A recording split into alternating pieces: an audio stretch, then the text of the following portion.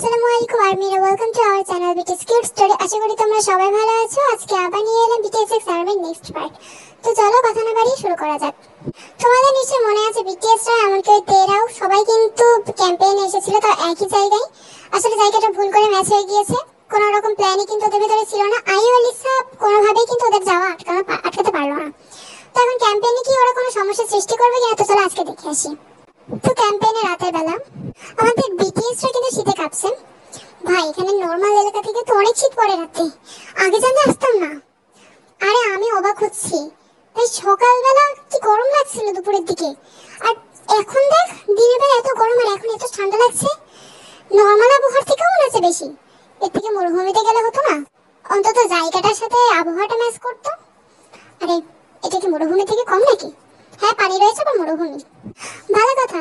I আর ওই মেয়েটাকে তো দেখছি না, কি জানি নাম মেয়েটার, কি জানি একটা পিসানা নিসানা কি, আরে পিসা নিসানা, লিসা লিসা। হ্যালো, আমাকে মিস করছিলেন? এই তো চলে এসেছি। তোমাকে মিস করছিলাম না, তোমার কথা জিজ্ঞাসা করছিলাম। বলা যায় না, আমাদের দায়িত্ব মানে আমরা দায়িত্ব নিয়ে তোমাকে এনেছি। বলা যায় যদি হারিয়ে টারিয়ে যাও তাহলে কিভাবে তোমার প্যারেন্টসের কাছে বলবো বলো তো? মুখ দেখবো কি করে? এটাই আসলে আমাদের মূল লক্ষ্য, মানে মূল লক্ষ্য। আচ্ছা ঠিক আছে, আপনারা তাহলে আমাকে নিয়ে চিন্তা করেন। দারুণ, বিষয়টা ভালো লাগলো আমার। আরেকটা জানি নিশা না পিসা কার কথা বলছিলেন? দেখেছো ও ভুল করেছে, নিশা না আর পিসাও না, ওই যে তোমার কোন বান্ধবী লিসা, ওর কথা বলছিলাম। এই রে হ্যাঁ লিসা, বাট আপনারা ওকে লিসা বলে না ডাকলেও চলবে। লিসা বলে ডাকবো না তো কি বলে ডাকবো? ডাকার কি দরকার, যা বলেন আমাকে বলবেন। আসলে কি বলুন তো, ওই ও তো একদিনের জন্য মানে আমাদের সাথে 2 দিনের জন্য এসেছে। তাছাড়া ওর সাথে আর আপনাদের কখনো দেখা হবে না, তাই নামটা মুখস্থ করে লাভ নেই। আর পাবলিক প্লেসে ডাকাটা দরকার নেই। বলা যায় যদি নিশা পিসা ডেকে ফেলেন তাহলে তো আবার সমস্যার প্রেস্টিজটা পাঞ্চার হয়ে যাবে। বাট তুমি আর এই ধরনের কথা মানে কি? মানে তুমি বলতে চাইছো এই 2 দিন আমাদের ওর সাথে দেখা হয়েছে? এর আগেও ওকে আমরা দেখেছি, তোমার সাথে তো প্রায় দেখা করতে আসে। আর ও যে বাঙালি তাও তো জানি। আমার ওখানে একটু লিসাকে হেল্প করা দরকার ছিল, আমি যাচ্ছি। হ্যাঁ তো এই বলে আয়ও কিন্তু চলে গেল। ও বাবা, কি জন্য এসেছিল বুঝলাম না। একটা জিনিস খেয়াল করেছিস, আয়ও কিন্তু লিসাকে বারবার আড়াল করার চেষ্টা করছে। শুধু এখন না, কিন্তু আগেও করার চেষ্টা করেছে। কেন বলতো? লিসার সাথে আয়ুর আসলে সম্পর্কটা কি? আমাদের অত মাথা ঘামানোর কি দরকার ভাই বলতো? হতে পারে কোনো বাঙালি ফ্রেন্ড তো আমাদের সাথে আলাপ করাতে কি সমস্যা? একটু অদ্ভুত বিহেভিয়ার না? আরেকটা জিনিস আমি খেয়াল করেছি, ওই যে ওই মেয়েরাতে মানে সুজিরাম, ওদের থেকে কেন জানি লিসাকে ট্রায়াল করছে। আমি কাল মানে সকাল থেকে খেয়াল করছি, সমস্ত কাজে এরকম করছে।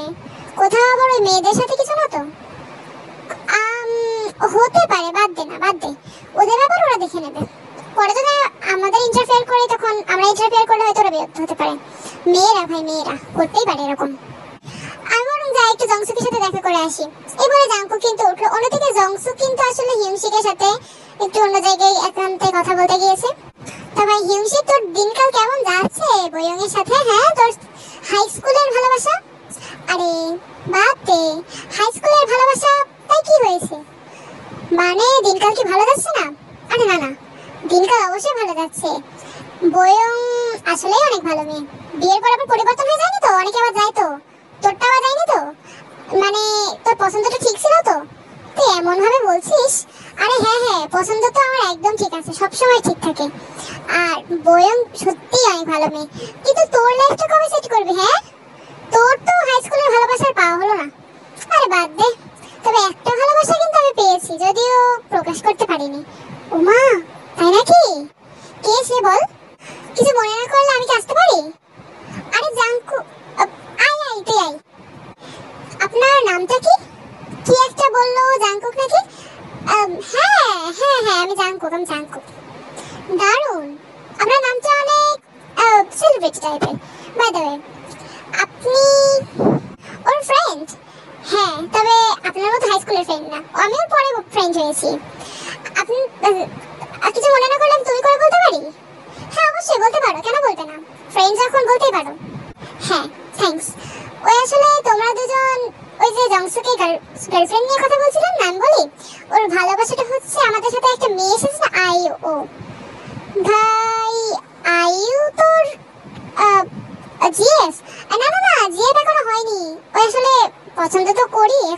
প্রপোজ কিভাবে করব বলতো?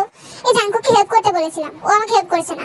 আমিও সব পারবো না, যত তোদের দেখা করিয়ে দিচ্ছি তাই কত, আর কিছু করতে পারবো না আমি। ওই আয়ু মেয়েটার মুখের সামনে যাওয়া যায়? হ্যাঁ একদম ঠিক বলেছে।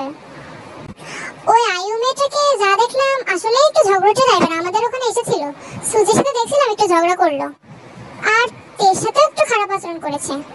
আরে না না, বিয়ের পরে পরিবর্তন হয়ে যাবে, সমস্যা নেই। বিয়ের পরে তো অনেকেই পরিবর্তন হয় তাই না? ও ভালো হয়ে যাবে, আবার একটু খারাপও হয়ে যেতে পারে, সমস্যা নেই। মেয়েটা দুষ্টু হলেও সুন্দর, মানে ভালো। এমন টাইমে আরএম জংসুককে ডাকায়, জংসুক কিন্তু চলে যায়। হিউমশিক আর জাংকুক থাকে।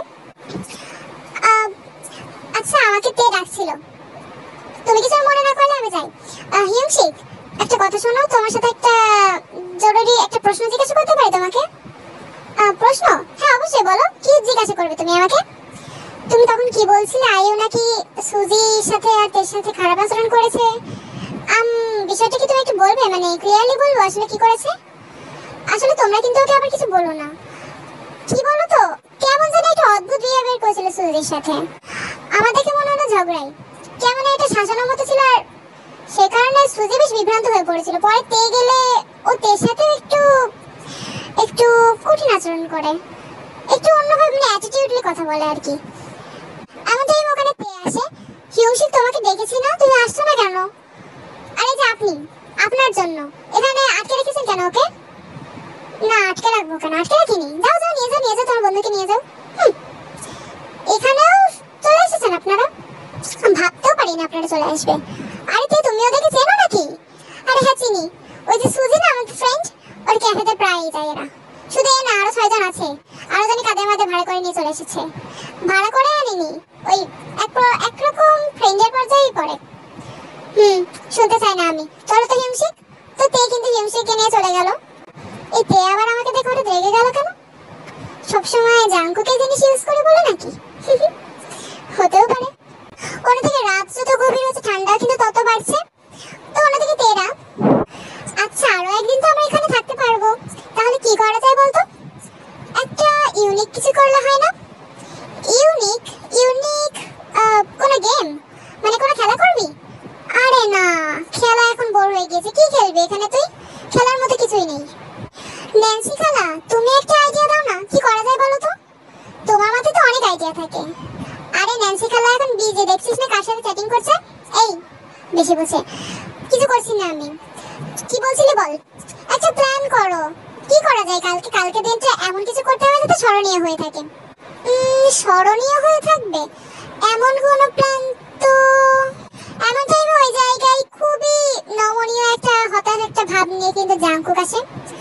ক্ষমা করবেন, আপনাদের কাছে কি একটু তেল পাওয়া যাবে? হ্যাঁ আচ্ছা, আপনারা কি কোনো কিছু আনেননি নাকি? ওই আসলে সুগার হাত থেকে ছিটকে তেলটা পড়ে গেছে, মাটিতে দেওয়া তেলটা ব্যবহার করা যাবে না, আর কোনো এক্সট্রা কিছুও নেই। তাহলে এসেছেন কেন, যখন রেডি হয়েই আসেননি? অদ্ভুত। আরে ঝগড়া করার কি আছে, যা তো জিমিন তেলটা নিয়ে আয়।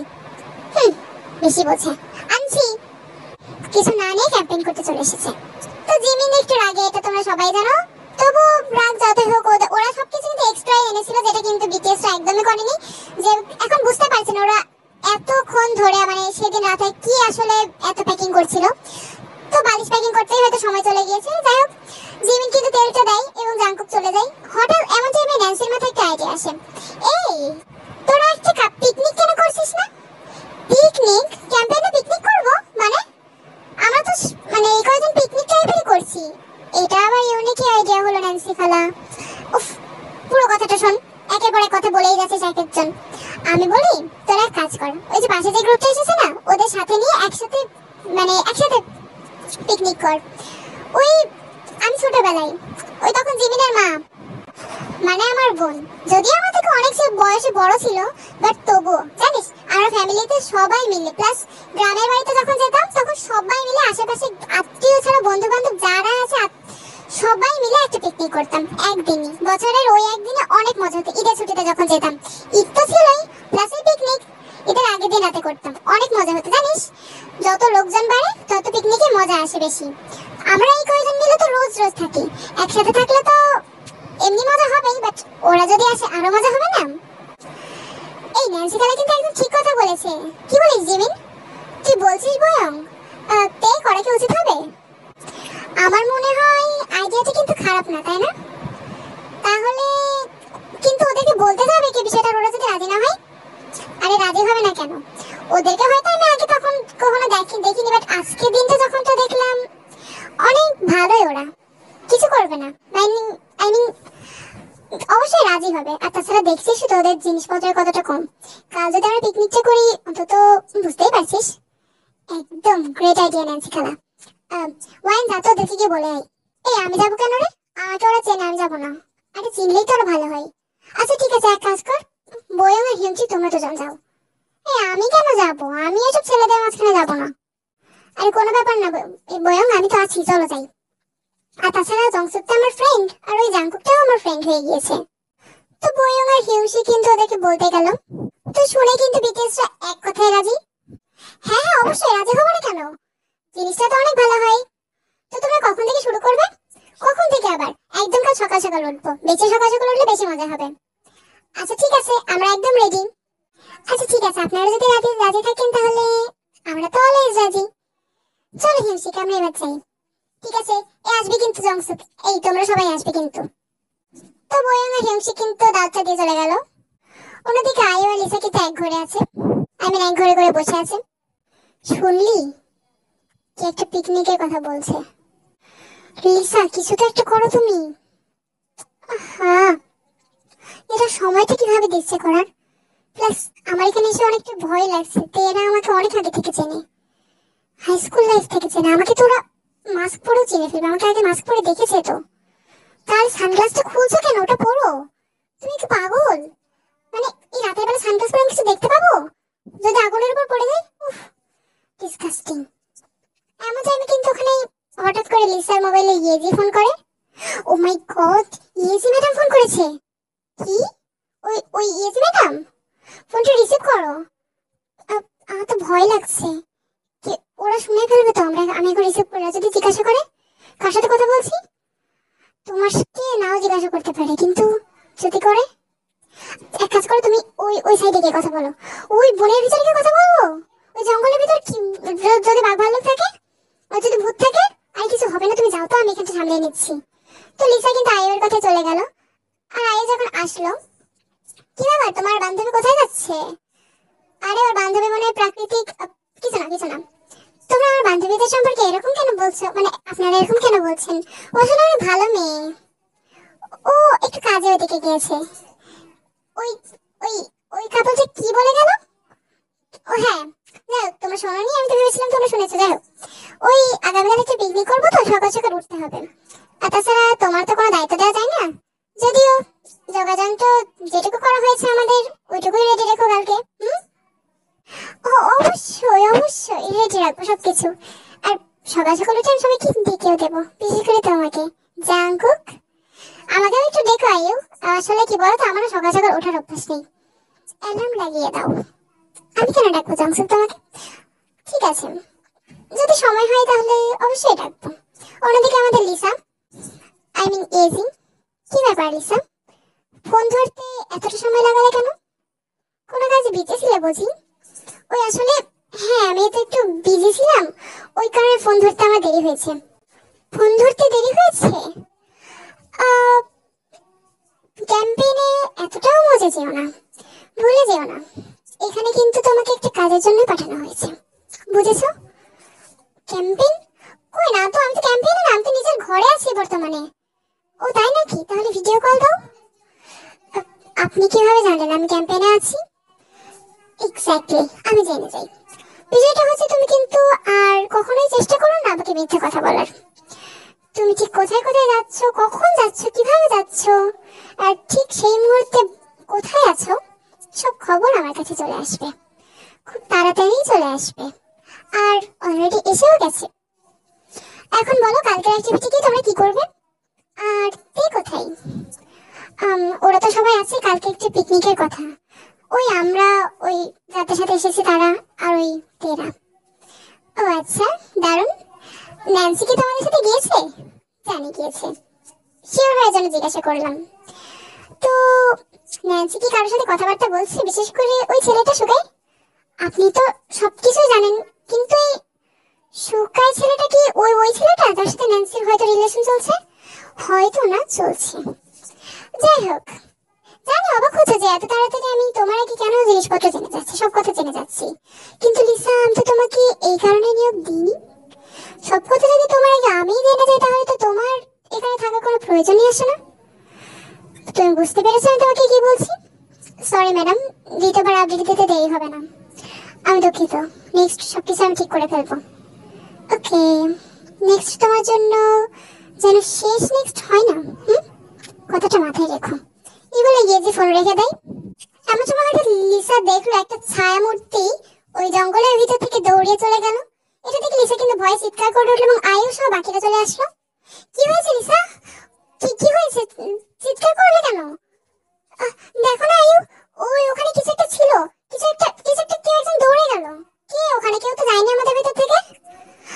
আমি বলছি ওখানে কিছু একটা আছে, দেখো।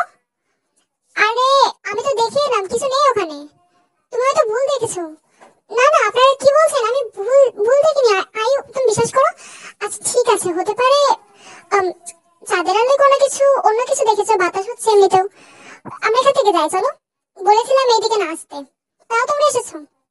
চলো অন্যদিকে চলো, যেখানে মানুষজন আছে সেখানে চলে এসো। বন জঙ্গল একা একা আসতে যেও না। তো ওরা সবাই কিন্তু লিসাকে নিয়ে চলে গেল। লিসার কিন্তু মনের মধ্যে খটকা লাগলো, বাট সবার কথাই কিন্তু বিলিভ করেই নিল যে হ্যাঁ হতে পারে ওটা ওর মনের ভুল ছিল। বাট আসলেই কি মনের ভুল ছিল? তো এই সমস্ত ক্লিয়ারেশন আগামীকাল তোমরা দেখতে পারবে। আর হ্যাঁ, তাছাড়া পিকনিক আছে কিন্তু আগামীকাল, কিন্তু পিকনিকটা হবে। আর তাছাড়া একটা জিনিস তো আমারও খটকা লাগছে, ইয়ে যে কেন সবকিছু আগে থেকে কিভাবে জেনে যাচ্ছে, এটা তোমরা ধীরে ধীরে জানতে পারবে। শুধু আজকের ঘটনা না, ভবিষ্যতে কি ঘটতে পারে এই বিষয়েও কিন্তু ইয়ে যে সমস্ত কিছু জানে। তো আগামী পর্বে সবকিছু ক্লিয়ার হয়ে যাবে ইনশাল্লাহ। তো সবাই ভালো থাকবে, আল্লাহ হাফিজ।